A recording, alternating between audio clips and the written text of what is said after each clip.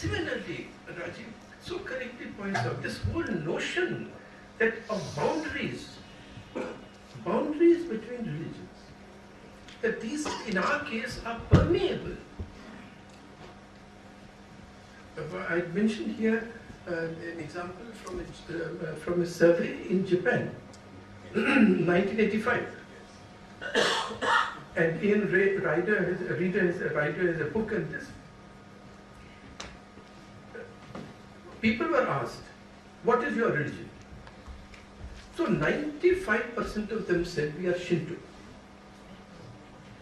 76% of them said we are Buddhist. It couldn't be, but because it was no different for them, it was a completely Judaic, Christian, Islamic notion that you can either belong to this or to that.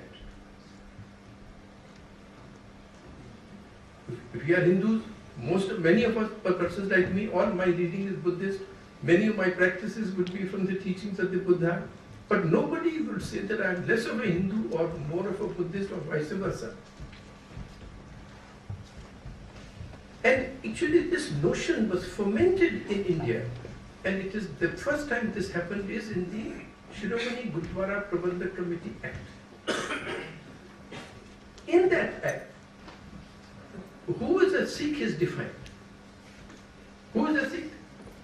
He who believes in the Granth Sahib. He who believes in the 10 Gurus. Most of us would be Sikhs from that point of view. Therefore, a new clause was added, and who does not belong to any other religion.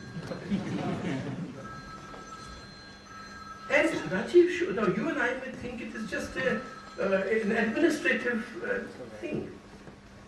But that seed is sown in 1925, and you see it in the agitations of Bhindranwale and others much later.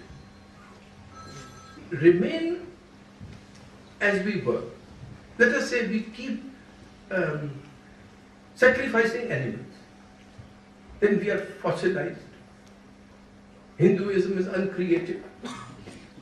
If people come along and say, no, sacrifice does not mean sacrifice of animals. It does not even mean sacrifice of your material assets alone. It means the sacrifice of your ego. That's Gandhiji's Anashakti Yoga. Look at it. Neo Hinduism. This was never there. And as Rajiv points out, that every Christian theologian has actually been inventing a neo-Christianity, but nobody says that. So if Vivekananda reformulates things so that it is relevant to the times, then he's just inventing. If they do something, it is creative, it is renaissance, it is reformation.